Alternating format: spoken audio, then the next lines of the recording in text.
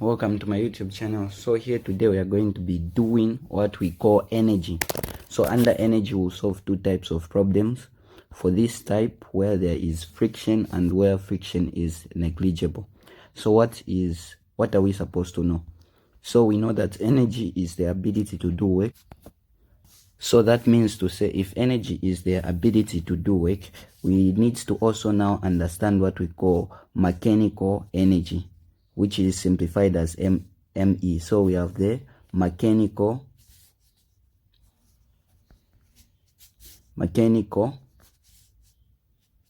energy. So mechanical energy is the sum of the potential energy and the kinetic energy. So this is basically what mechanical energy is. So now, what do we mean by this? So this means to say if you have an object that is falling, let's say from here, let's say you have an object that is falling. So the sum of the mechanical energy without any resistance is always the same. Like for example, if you have something that is here it will have the maximum potential energy, it will be the maximum, but the kinetic energy at this point, if it is not moving, it will be equal to 0, like that.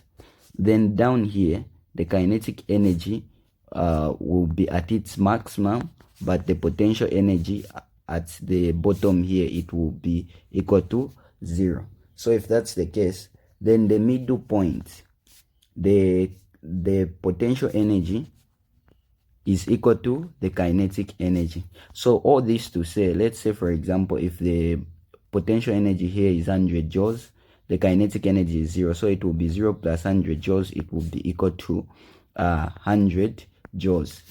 At the midpoint, the potential energy will be equal to 50, will be reduced to 50 because there is a loss in height. Even the kinetic energy will gain the 50. So if you add the 50 plus 50, it will be equal to 100. Likewise, the potential energy at this point is 0. The maximum kinetic energy here, it will be 100 joules. Here it is 0 joules for the potential energy. If you add, it will be 100 joules.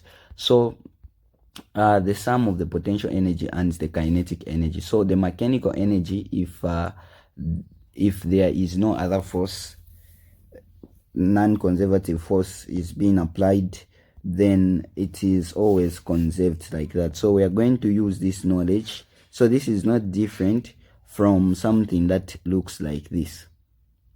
So what we are just going to be doing is that we know that the initial mechanical energy is equal to the final mechanical energy. So we are just going to be representing them like this, knowing that the mechanical energy is the sum of the potential energy plus the kinetic energy. So this is what we are going to be using. So first let's deal with the one that doesn't have friction, like this one. Then also look at the one that has got friction. So like for example, if you have this one, we have figure 1.1 shows a bead sliding on a wire. If the friction force are negligible and the bead has a speed of 100 centimeters per second at A, what will be its speed in SI units at the point B and point C? So you need to know. So at point B, let's begin with at point B. So if there is no friction, then we are going to say the initial mechanical energy initial is equal to the final mechanical energy. Now knowing that the mechanical energy is the sum of the potential energy plus the kinetic energy, so initial kinetic energy should be equal to, we have the final potential energy plus the final kinetic energy, like that. Now knowing that at point B there is no distance in terms of height, if there is no distance in terms of height, the potential energy is 0. So the final potential energy at this point is 0. Why 0? Simply because there is no height. So we are going to say, to simplify things, we are going to ignore. So we are going to just put final potential energy is equal to 0. Therefore, we are going to just write our potential energy initial plus the kinetic energy initial should be equal to the kinetic energy final, like that. Then replace the formula. We know that the potential energy is equal to mg times the height. Now, height, you are going to say the initial height. So HO is the initial height. Then we are going to say plus the kinetic energy is given by half mv initial squared should be equal to, even here we have the final kinetic energy is equal to half mv final squared, like that. So with this, now knowing that m is common, you can cancel it if it is being found at all points. So the equation becomes gh initial plus half v initial squared should be equal to half v final squared, like that. So this is the equation. Now before we replace, let's convert. So the distance 80 centimeters. So 80 centimeters to SI units will be equal to, if you want, you can be able to say the same thing that you say, which is your 100 centimeters is equal to 1 meter. How about 80 centimeters? This is equal to x. You're going to cross multiply. So your 100 by x, it will be 100x should be equal to 80 by this, it will be 80, like that, 80 meters times the centimeter, this centimeter, but 100 also has the centimeter. So that's how come they cancel. So over 100 centimeters over 100 centimeters. So this gives us our x is equal to centimeter cancel. 80 divided by 100 is 0.8 meters, like that. So we have 0.8 meters. Then the speed, converting this speed to meters per second, we are going to use the chain link. 100 centimeters over 1 centimeter over 1 second. That's 100 centimeters per second over. I haven't changed anything. Now what you're going to do for the chain link conversion is that since the centimeter is up here, it means to say you put the centimeter down here. Now you know that there are 100 centimeters in 1 meter. So this and this cancels. You're going to remain with 1, which will give you 1 meter per second, like that. So this is our speed. So now after you have converted, you are going to now be able to use this equation. So when you use this equation, you can now replace. So before you replace, let's deal with this so that this v final squared just remains alone. So what we can do is that since it is half, we can just multiply by 2 throughout. So that 2 times g, you can do it in another way if you want, but it's still the same. So 2 times g, it will be 2g h initial plus this 2 times half.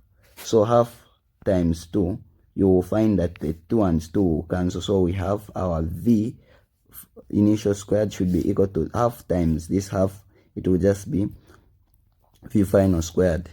So that means to say you introduce the square root, then the value will be equal to the v final should be equal to the square root of our 2g initial plus our vo squared. So we have our square root of our g is 9.8 times our height, which is 0.8 meters. Then we have plus our initial speed is 1 meter per second. Then we square this. So we are going to get something like this.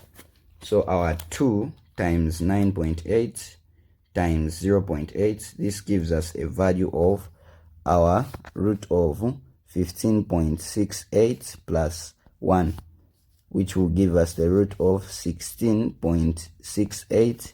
So the root of this one gives us what we are going to have as our 4.084 meters per second. So this is our final speed, like that. Therefore, we have found that one. Then we are going to go at point, for B, they want at point C. So at point C, let's get this. We have converted everything except this.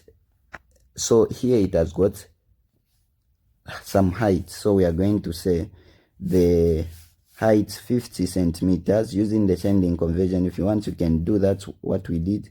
So it will be times, we know that the centimeter is up here, it means we have to put the centimeter down here. There are 100 centimeters, that's why we put 100 in 1 meter. So this it will be equal to 0.5, like that. So 0.5 meters will be our answer for that one. Then we can now do our calculation. So we know that the mechanical energy initial is equal to the final mechanical energy.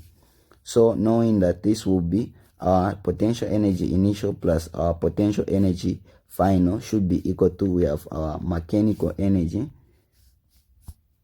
Why am I doing this? We add the potential and the kinetic. So kinetic energy initial should be equal to the potential energy final plus the kinetic energy final. So knowing that there is some height, it means to say we have to account for it. So we are going to say mg initial squared, that is for the potential energy, plus our half mv initial squared should be equal to the potential energy final is our mg h final plus our half mv final squared, like that. M is common throughout, so we cancel. This is going to give us this. So we have our G like this plus our V initial squared, half V initial squared should be equal to GHF plus half V final squared. We take this value the other side, it will be G initial plus our half V initial squared should be minus our G final squared. If this comes the other side, it will be equal to half V final, like this. Then what we are going to do is, since we have half and we need to get rid of this, we can multiply by 2 throughout. There are other ways if you want. So we have 2 times G, it will be a 2G initial plus half times 2, it will be equal to just this, and this will cancel. So we have V initial squared minus our 2G HF should be equal to our V final squared. So from here we find the root. So this gives us our V final should be equal to the square root of our 2GH initial plus VO squared plus minus our 2GH final, like that. So replacing our V final should be equal to, we are going to have our 2, our G is 9.8, our height is 0.8, the initial height, remember. So the initial height here is 0.8 meters, here it's 0.5, that's the final height. So we are going to have our plus our V initial squared, which is our 1 squared minus 2 by 9.8 times our H, which is equal to our H, which is equal to 0.5. That's our final H. So after doing this, we are going to say V final, we are going to have our square root, which will be our 2 by 9.8 times 0.8 will give us 15.68 plus that one. We are going to have the same value we had, which was our 16.68, like that. Then we subtract minus, let's multiply 2 times 9.8, 2 times 9.8 times our 0.5. This gives us a value that is equivalent to 9. If we multiply the 0.5, it will be 9.8. So V final should be equal to the root of, we have our 16.68 minus 9.8. This gives us a value of 6.88, like that.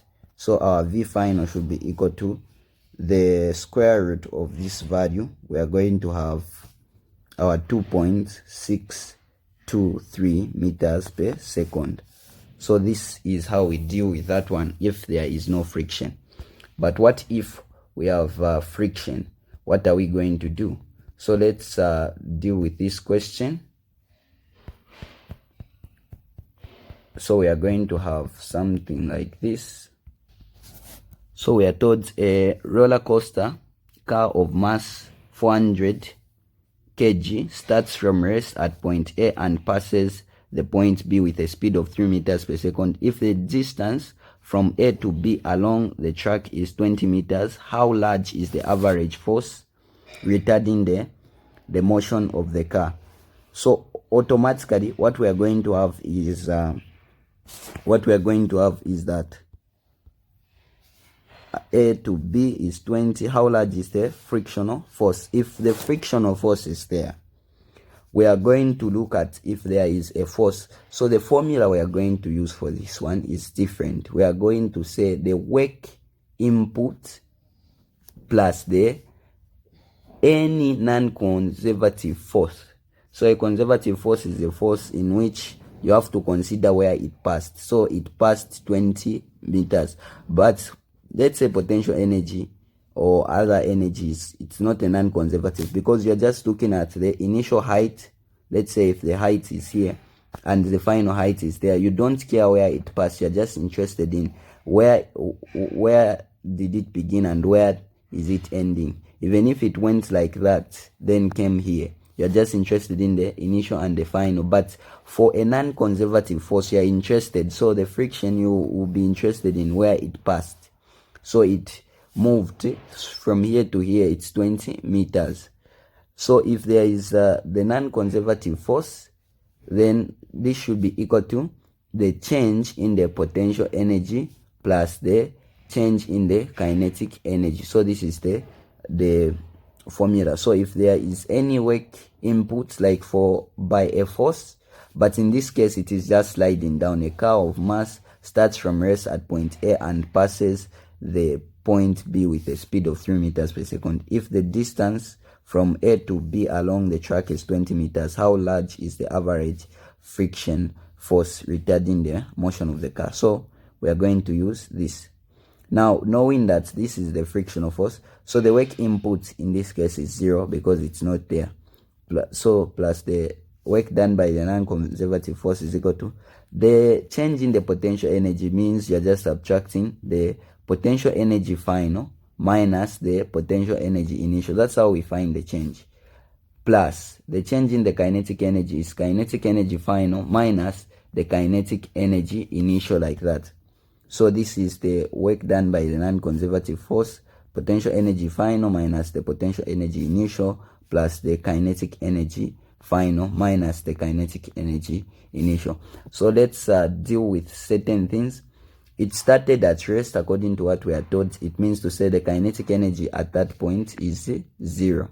So we are going to say the work done by a non-conservative force should be equal to the potential energy final minus the potential energy initial. It still has height, so it means to say the potential energy is still there, plus the final kinetic energy, it was moving, minus the 0 because at point A it wasn't moving. So this is what we have. So knowing that the work done by a non-conservative force is equal to the frictional force times the distance times the cosine of 180 degrees. We put this 180 degrees because if an object is going this direction, frictional force will be opposing the motion. It's more like it will be forcing it to go back at an angle of 180 degrees. So an object is trying to go this side, frictional force the other direction. So this is the work done by a non-conservative force if it's frictional force. So we are going to replace this and say frictional force times the d cos of 180 degrees should be equal to potential energy final will be mg h final minus the potential energy initial, which will be our mg h initial. Then we have plus our kinetic energy final, remember, is equal to half our mv final squared like that. So this is what we have. From here we can even now divide.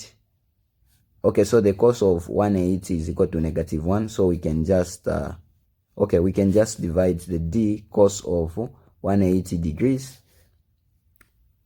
over the d cosine of 180 degrees. We are asked to find how large is the average frictional force. We have everything but just the frictional force, so we are going to do this. So our frictional force is equal to the mg h final minus mg h initial, then we have plus our half mv final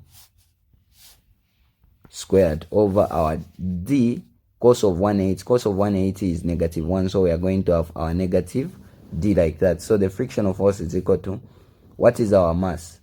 Our mass is equivalent to 400 kg, so we are going to say 400 kg times our 9.8 times our final height.